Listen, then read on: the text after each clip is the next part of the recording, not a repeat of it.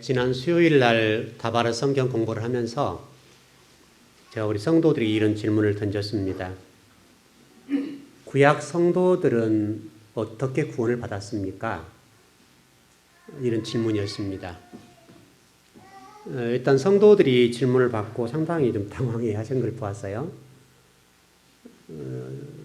여러 가지 공부를 해봤겠죠, 우리가. 구약 성도들은 어떻게 구원받았다는 전제가 우리에 있을 겁니다. 우리 스스로였던 그 성경의 지식을 동원했을 때에 이제 성도들이 답변하는 내용을 들어보면 이제 주류가 이런 답이었습니다. 행위로 구원을 받지요. 또 한편에서는 율법으로 구원을 받습니다. 이런 답이었습니다. 그동안 우리가 이제 이런 공부들을 그렇게 해왔기 때문에 그런 답변이 나오는 것은 자연스러운 현상일 겁니다.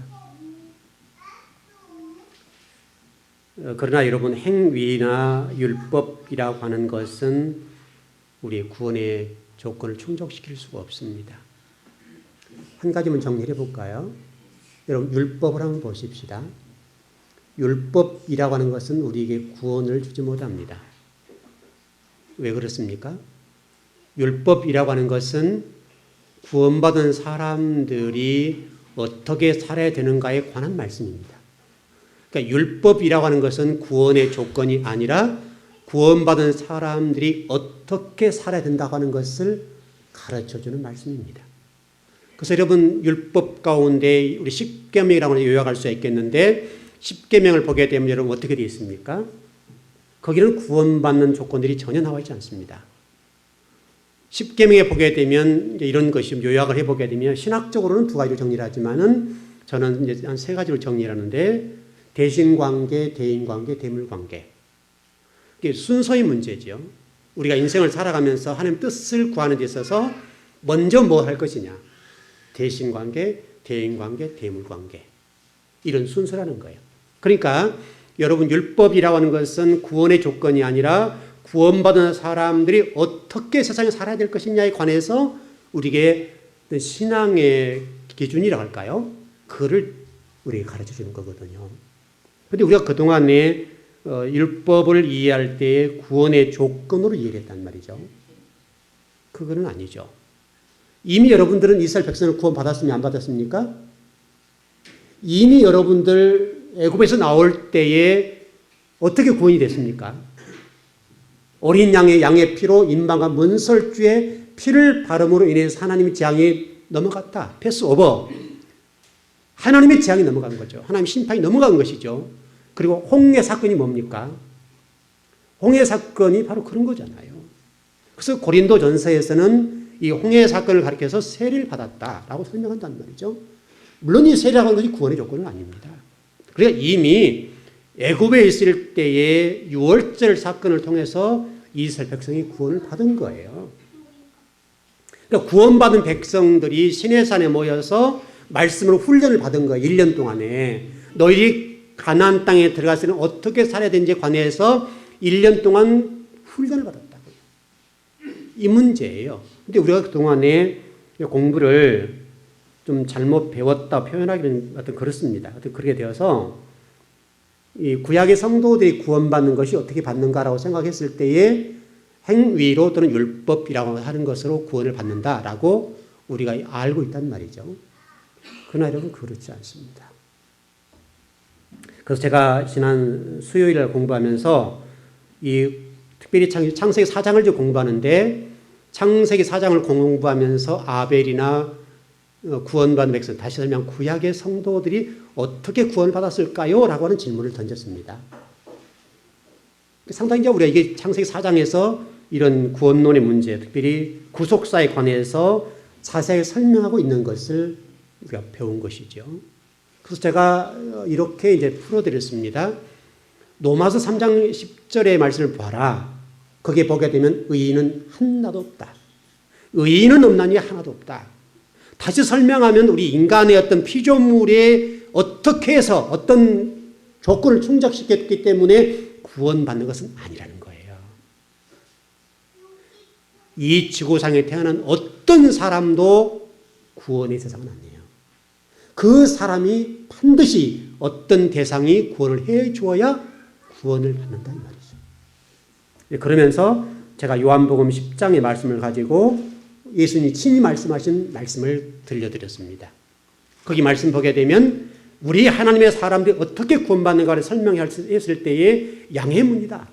다시 설명하면 예수 그리스도가 양의 문이다. 예수 그리스도가 아니고는 구원받는 길이 없다는 거예요. 그렇게 좀 제가 말씀을 좀 드렸었습니다.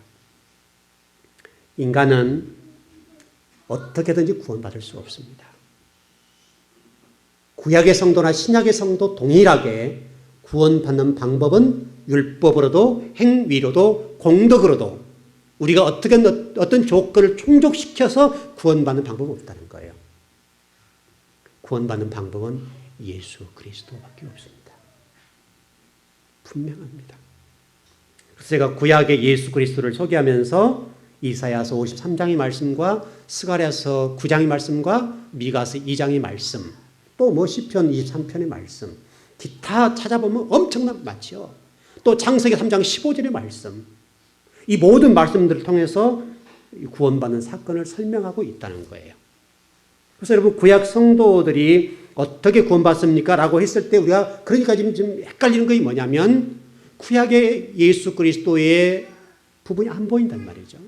그래서 구약 성도를 예수님을 믿고 구원받는다는 표현을 못하는 거예요. 우리가. 그러나 여러분 구약의 성도나 신약의 성도가 동일하게 이 갈보리산 언덕의 골고다 이 골고다라고 하는 것이 어떤 정점이 되어서 구약의 성도는 그 예수 그리스도 오실 예수 다시 오실 예수 그리스도 신약의 성도는 지금 우리가 2000년 후의 얘기 아닙니까? 이미 오신 예수 그리스도를 믿을 때 구원을 받는다고요. 똑같아요.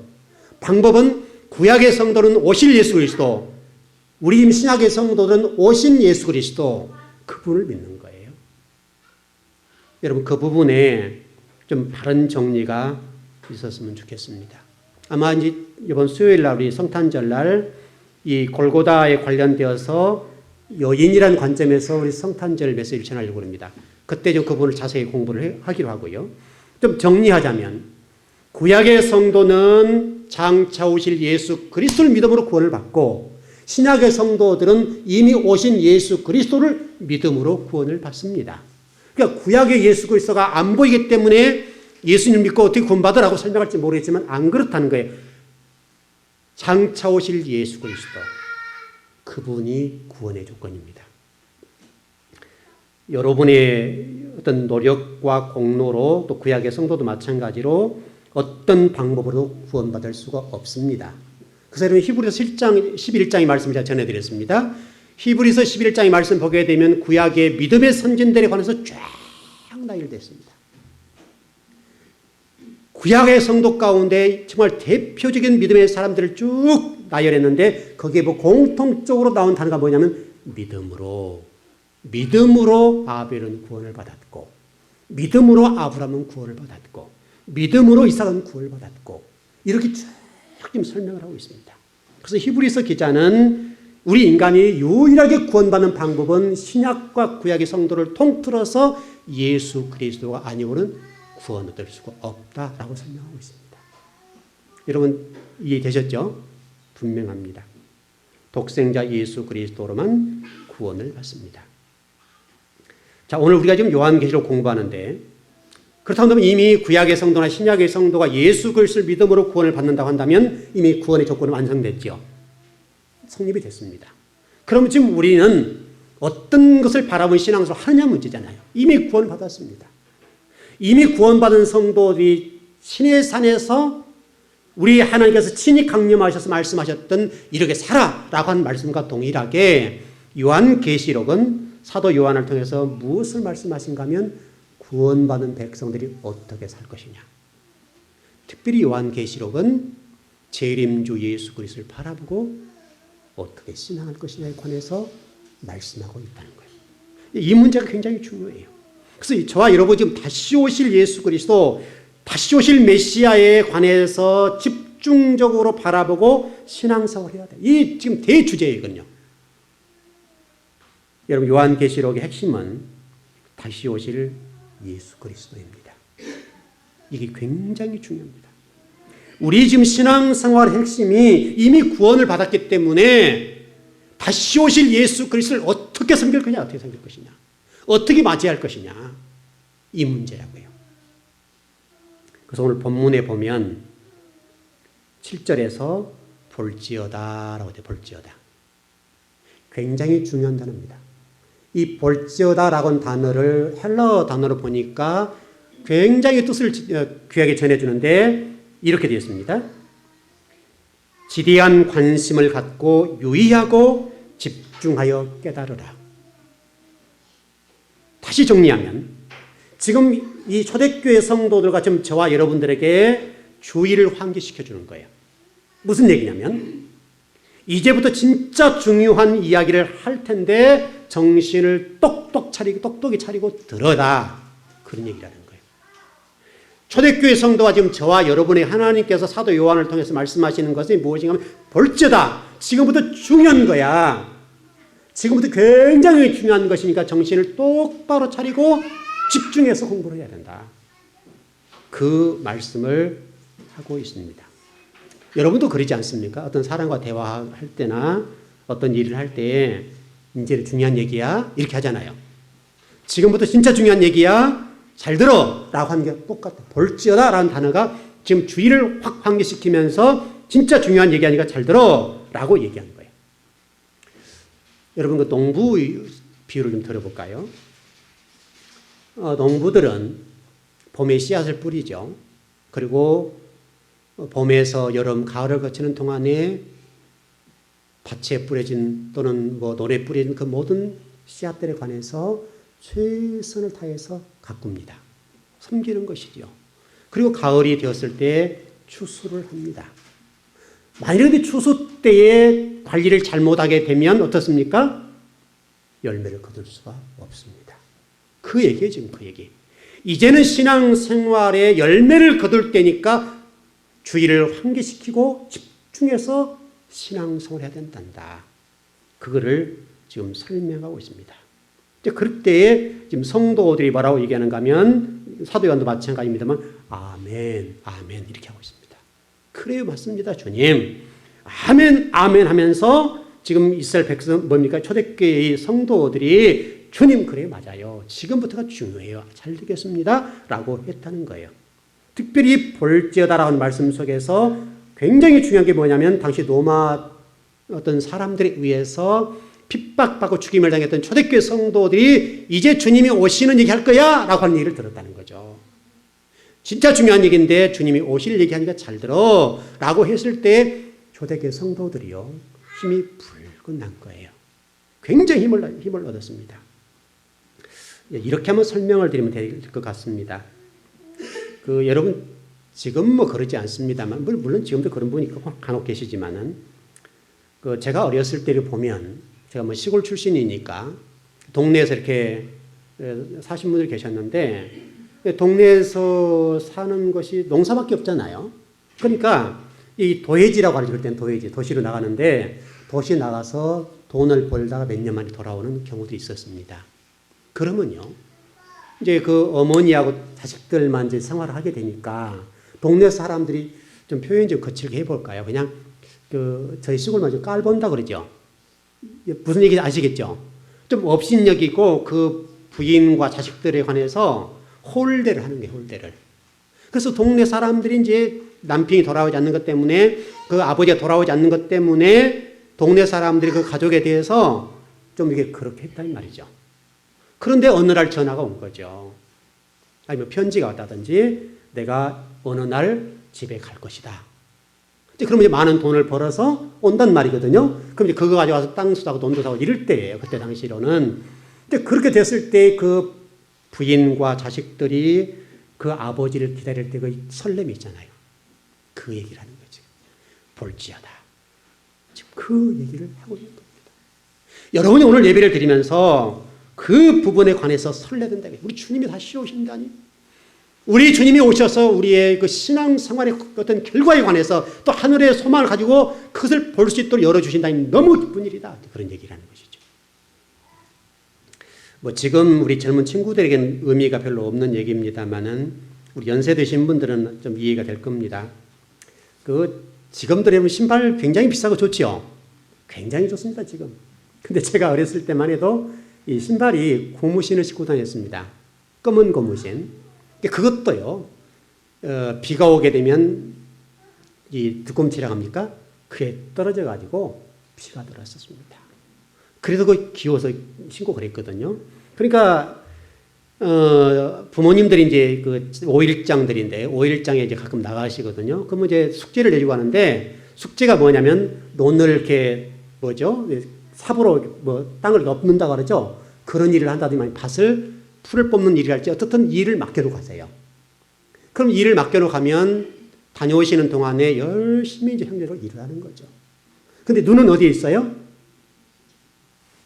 그때는 신장로라고 그랬는데, 도로가에 한 시간에 한 대 정도 다니는 버스거든요. 그 버스에 눈이 가 있는 거예요.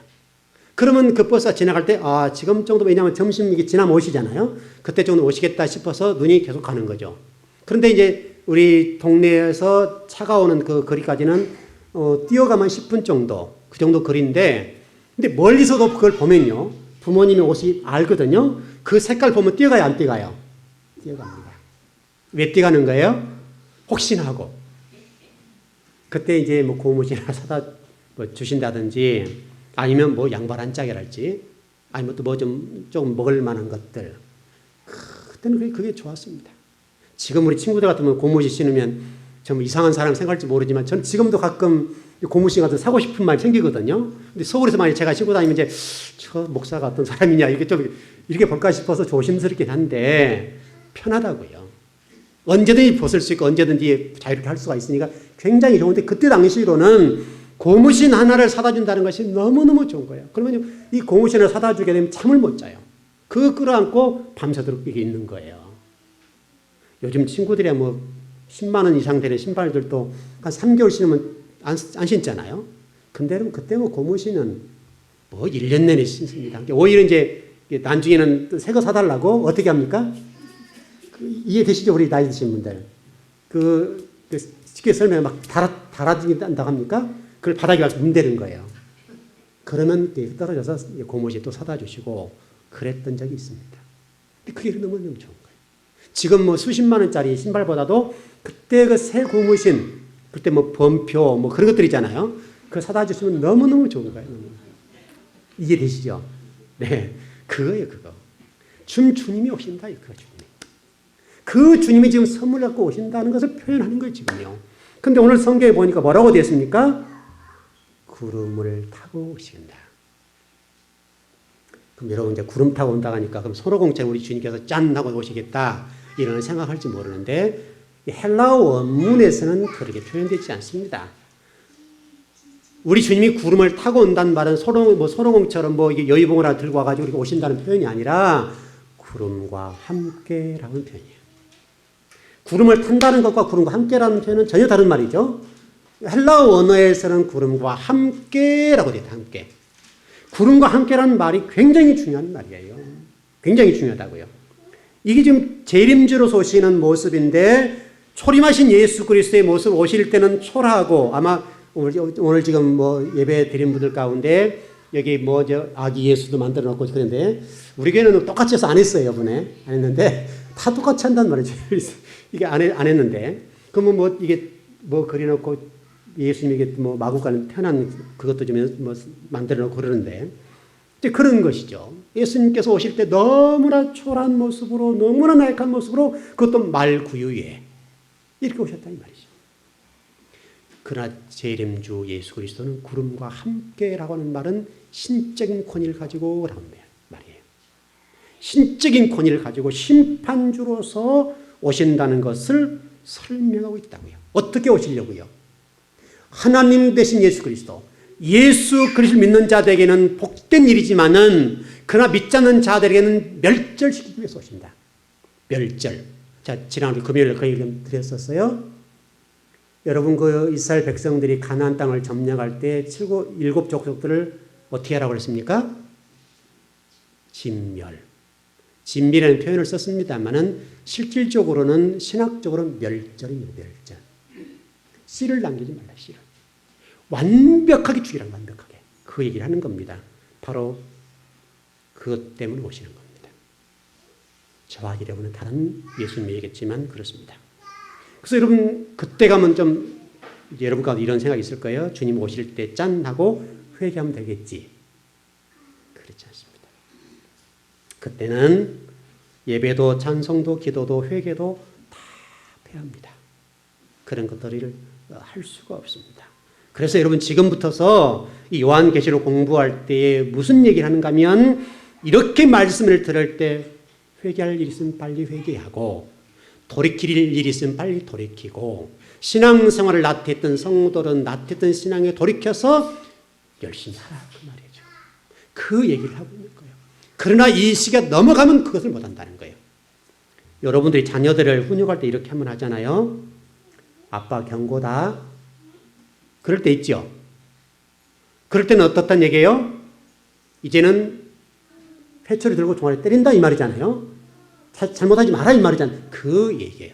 그래서 다시 설명하면 지금 사도 요한을 통해서 이 볼지어다라고 하는 이 말씀은 내가 이제 회초리를 들고 내려갈 거야. 이제부터 신앙생활을 잘해야 돼. 우리 믿는 자들에게는. 믿지 않는 자들은 끝이고 그 설명을 하고 있다 이 말이죠. 혹시라도 여러분 세상에 살다 보니까 바쁘지요. 좀 신앙에 나태하는 부분과 적당히 되겠지라고 하는 생각을 가질 수가 있습니다.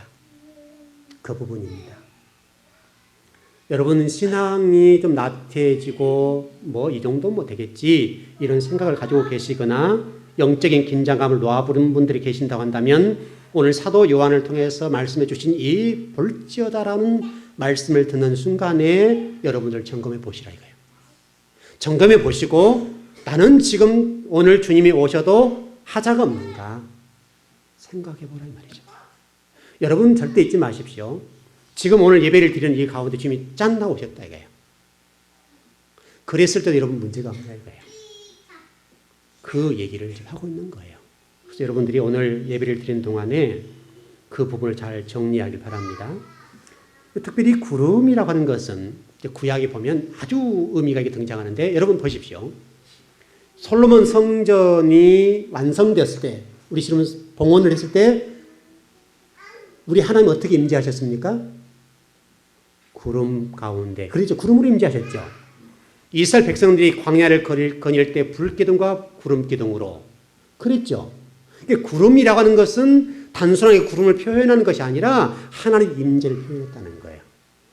여러분 이걸 잊어보면 안 돼요. 구름이라고 하는 것은 하나님의 임재를 얘기한다. 하나님의 임재. 우리가 그동안 조금 이 부분을 좀 소홀히 한 부분이 있는데요. 이렇게 좀 정리를 해볼까요? 제 말씀을 준비하면서 성경을 쭉 한번 이렇게 다시 생각을 해봤어요. 그러면 구름으로 임재하셨을 때 이스라엘 백성들이 어떤 일이 일어났는가? 좋은 점은 만나와 메추라기 이스라엘 백성의 은혜와 복이 임했습니다. 그랬죠. 그런데 놀랍게도 하나님이 임재하는 이 순간에는 또 다른 일이 일어났습니다. 우리 여러분 민수기 10장 11절 이후에 광야의 사건을 보면 그때부터 어떻게 됐습니까?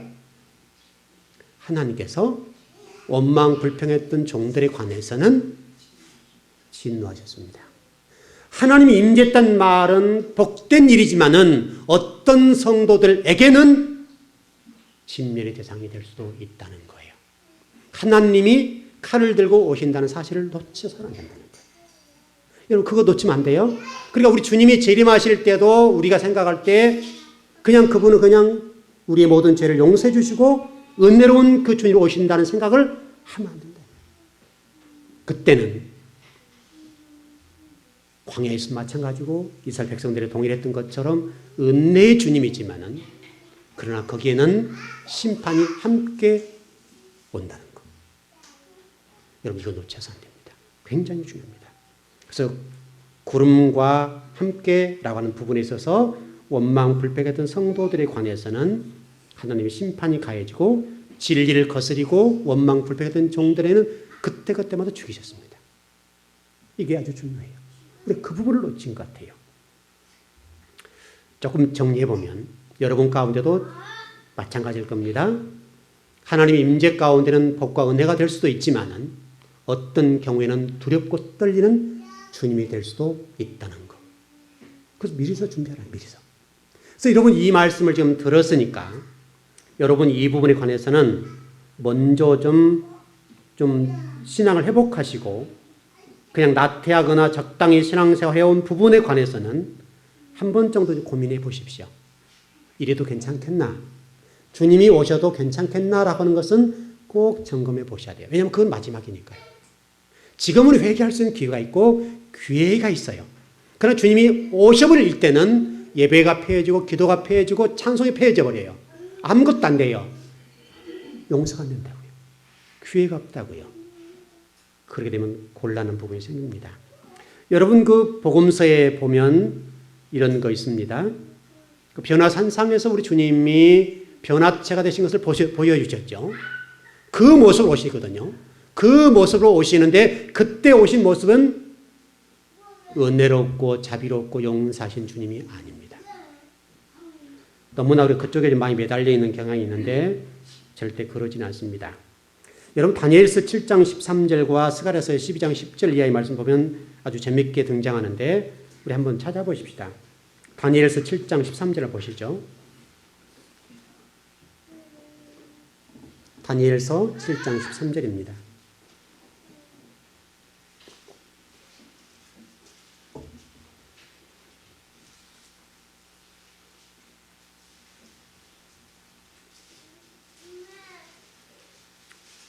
다니엘서 7장 13절.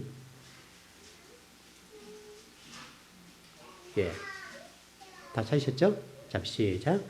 내가 또 밤 환상 중에 보니 인자 같은 이가 하늘 구름을 타고 와서 옛적부터 항상 계신 이에게 나아가 그 앞으로 인도되매. 우리 스가랴서 12장 10절을 보시죠. 스가랴서 12장 10절. 지금 여러분 이 말씀이 사도 요한이 지금 이 말씀 인용해서 지금 말씀하고 있다는 거예요. 그걸 보시면서 보셔야 돼요. 스가랴서 12장 10절입니다.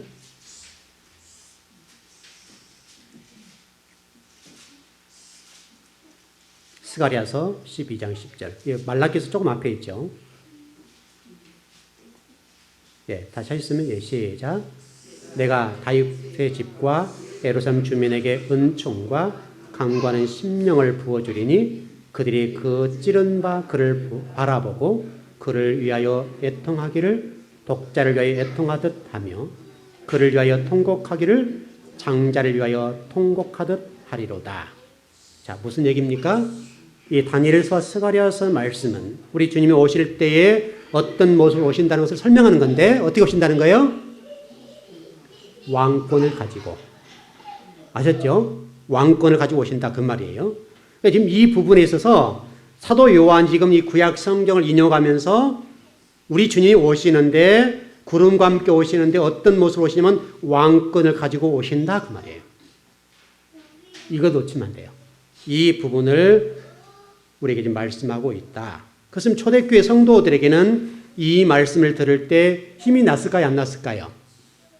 힘이 났습니다. 왜냐하면 로마 군인들에 의해서 로마에 의해서 핍박받을 때거든요. 그 주님이 지금 그렇게 왕을 오신다는 말씀을 듣는 순간에 초대교회 성도들이 힘을 냈다 이 말이죠. 여러분들이 힘을 내십시오. 여러분 믿는 사람들 가운데 때로는 세상 사람들에서 핍박을 받잖아요. 신앙사랑 사실 때문에. 어려울 때가 있잖아요. 바로 그런 부분입니다. 그런 부분에 있어서 여러분 힘을 내시고 좀 용기를 내셨으면 좋겠고요. 그러면서 동역을 여기서 좀 우리가 중요한 것은 구름이라고 하는 것은 하나님이라는 표현도 되지만 성령님이라는 표현도 됩니다. 성령님과 함께. 자, 이런 질문을 해볼까요? 우리 주님이 승천하실 때 어떤 모습으로 올라가셨죠? 승천하실 때. 어떤 모습으로 이렇게 올라가셨나요? 어떤 모습으로? 어떻게 올라가셨어요? 구름 타고 올라가셨는데 어떤 모습으로? 지금 하늘나라에서 우리 주님이 어떻게 계실까를 여러분 상상해 보시라고요. 어떤 모습으로 올라가셨어요? 이 성경이 그렇게 기초인데 그는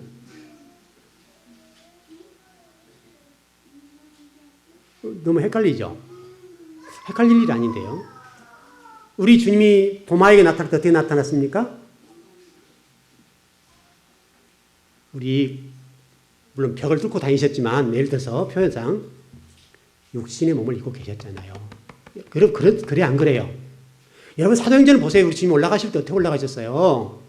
육신의 몸을 입고 올라가셨다 이 말이죠. 그처럼 성령님이 함께 오셔야 된다 이 말이에요. 그 얘기를 하려고 그러는 거예요. 성령님이 함께 오셔야 심적인 권위와 능력이 있는 거예요. 그리고 그 예수 그리스도가 성령님이 와 계시죠. 여러분이 지금 와 계시는데 육체를 입고 올라가셨기 때문에, 왜냐하면 부활체 변화치 아시잖아요. 여러분의 몸이 나중에 부활하게 되면 어떻게 돼요? 죽었던 영혼들은 어떤 체가 됩니까? 부활체가 되고, 살아있는 영혼들은 변화체가 되고, 물론 이 육체를 입지만 이 육체가 다른 육체죠. 그래서 변화체와 부활체가 돼서 올라가셨잖아요. 이렇게 우리 주님은 이게 3일 만에 부활체로 올라가셨잖아요. 그 모습으로 오신다 이 말이에요. 그 모습으로 우리는 지금 이 예배드리는 순간에 우리 주님이 오시게 되면 우리는 어떻게 되는 거예요? 변화체. 여러분 그 데살로니가 전서에 나와 있는 말씀 아니에요. 그 얘기를 하는 거예요. 그래서 주님이 오실 때 구름을 탄다는 말은 그 부분을 얘기하는 거예요. 그 부분. 성령님이 함께 오셔야 될 당위성에 대해서 설명하는 거예요. 왜냐하면 성령이 하나님이시잖아요. 그 부분을 설명하는 거예요. 그래서 이 변화산상을 보여주신 것도 동일하고, 사도 요한이 말씀하는 것은 우리 재림하실 예수가 어떻게 오실 것인가 설명하는데, 그 모습 오시다. 그 모습으로. 그 모습 오시면 누구와 함께 오신다는 거예요? 성령님과 함께 오신다는 거예요. 마태복음 16장 28절에 보면 너희들이 죽기 전에 인자가 왕권을 가지고 오는 것을 볼 자가 있다 설명하거든요. 근데 여러분 그 마태복음 17장에 보게 되면 여러분들 한번 읽어보십시오. 나중에 좀 시간 있으면 읽어보십시오. 엿새 후에라고 하는 말씀이에요. 엿새 후에. 엿새 후에 이런 모습 왕권에 오신다는 모습을 설명하는 말씀이 있어요. 왜 성경이 자꾸 이렇게 설명할까요? 엿새 다음에 뭐죠? 7일은 뭐죠? 안식일이죠. 그 얘기하는 거예요. 저와 여러분에게 영원한 안식을 주시기 위해서 주님이 재림하시는 거예요. 여러분 그걸 얼마나 복된 일인지 몰라요. 저와 여러분들에게 이제 이 세상에서 진리를 가지고 때로는 핍박을 가지고 진리 때문에 때로는 곤욕을 당하고 진리 때문에 때로는 순교를 당하기도 하고 진리 때문에 때로는 뺨을 맞기도 하고 우리에게 그렇게 사는지는 모르지만 어떻든 간에 그런 영혼들에 대해서 영원한 안식을 주시기 위해서 엿새 후에라는 표현을 썼다고요. 엿새 후에. 이런 성경에 이런 숫자들이 그냥 기록된 게 아니에요. 특별히 베드로후서 1장 17절에 보면 재밌는 표현이 있는데 나는 본 것을 이야기한다. 그렇게 되어 있습니다. 여러분 사도 요한도 요한계시록을 기록하면서 본 것을 기록한 거예요. 여러분 요한계시록을 누구로부터서 이렇게 말씀 주신 것을 기록했습니까? 누가 사도 요한의 말씀을 줬습니까? 여러분 성경을 잘 보시면 예수 그리스도께서 주셨습니다. 예수 그리스도께서 사도 요한에게 말씀을 주신 것을 그 환상, 그림으로 보여주셨죠? 그림으로 보여주신 것을 사도 요한이 와서 연구를 하고 공부를 한 다음에 글로서 풀었습니다. 그게 요한계시록이에요. 그래서 그림 언어를 글자로 풀었기 때문에 어려운 거예요. 요한계시록이. 그러나 이 글자를 그림을 만들어내면 쉽죠. 이 작업이 힘들단 말이죠. 그렇게 해서 요한계시록을 풀어가는 거예요. 여러분 그 창세기 3장 8절에 보면 이런 말씀이 있어요. 그들이 그날 바람이 불 때 동산에 거니시는 여호와 하나님의 소리를 듣고 아담 그의 아내가 여호와 하나님의 낯을 피하여 동산나무 사이에 숨은지라. 여기서 주목할 것은 여러 성경의 번역이 조금 다르게 됐는데 바람이 불 때라고 표현된 부분도 있고 서늘한 날이라는 표현도 있습니다. 다 똑같은 말이에요. 히브리어 원어를 어떻게 풀었느냐 번역했느냐 문제인데 이 히브리어 원어를 보니까 레 루하으 하이욤 이런 단어거든요. 무슨 얘기냐면 레라고 하는 것은 시간을 가리키고요. 루하우라는 것은 성령이죠. 영이고 그 다음에 하이욤 날 얘기거든요. 날이라는 얘기인데 이 말을 정리해 보게 되면 무슨 날 하나님이 아담과 하와가 동산을 거닐 때 찾아오셨다. 찾아오셨단 말은 무슨 얘기하고 싶어 찾아오신 거예요? 왜 찾아오셨어요? 아담이 서늘한 것을 거닐 때 쉽게 말하면 죄를 지은 다음에 거닐고 있죠. 에덴 동산을 걷고 있죠. 찾아오셨어요. 왜 찾아오셨어요?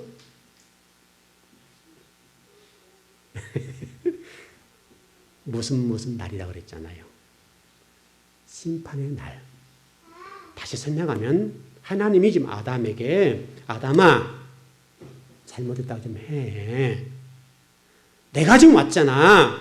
네가 지금 잘못한 것을 내한테 좀 회개를 해.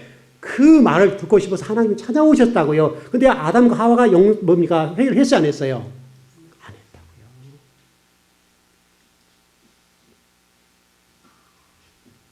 하나님이 아담 하와를 찾아오실 때 회개를 요구하시고 찾아오셨는데 회개를 안 했어요. 그리고 한 얘기가 뭡니까? 변명을 했죠. 핑계를 댔죠. 우리가 인생을 살다 보면 잘못할 수 있습니까? 없습니까? 있습니다. 신앙생활 하다 보면 잘못할 수 있습니까? 없습니까? 있습니다. 하나님 그거 아셔요. 저와 여러분은 의인이 아니라고 그랬잖아요. 의인은 없나니 하나도 없다. 하나님이 저와 여러분의 죄성을 안다고요. 하나님이 그걸 말씀을 하고 있는 것이 아니라 잘못했을 때 잘못했다고 할 수 있는 용기. 마태복음이나 출애굽기나 이런 데 보게 되면 바로 그렇게 오시는 거예요. 우리 주님이 재림하실 때 그 부분이에요. 그 부분이라고요. 저와 여러분이 지금 부지런하게 주님 오시기 전에 그런 부분을 정리를 하시고요. 여러분 그 혹시 10계라는 영화를 보셨나요? 10계? 보셨죠? 대부분 다 보셨을 텐데 그때 여러분 그 10계 어떤 그 구름으로 임하는데 죽음의 시신 같은 것이 임하죠. 여러분 보셨을 겁니다. 그게 여러분 구름과 동시에 오는 것을 보여주거든요. 바로 마치 그 6월절 사건과 같이 인마가 무슬 피 문제 때문에 이렇게 된 거죠. 좀 정리를 해보겠습니다. 여러분 지옥은 누가 다스리죠? 하나님 다스리는 게 맞지요? 어떤 성도들은 그 이상하게 얘기를 하더라고요. 지옥은 사단이 다스린다고 하더라고요. 그러지 않아요. 하나님이 다스리세요. 성령이 불이시기 때문에 불 대신 성령님이 지옥을 다스립니다. 일단 그렇게 정리하고 자 결론을 정리합시다. 우리 인생을 살다 보면 바쁘게 살아가고 계시고 지금도 바쁘게 사십니다. 그러나 그 바쁜 가운데도 한 가지는 놓치지 마십시오. 우리 주님 오실 그날을 대비하십시오.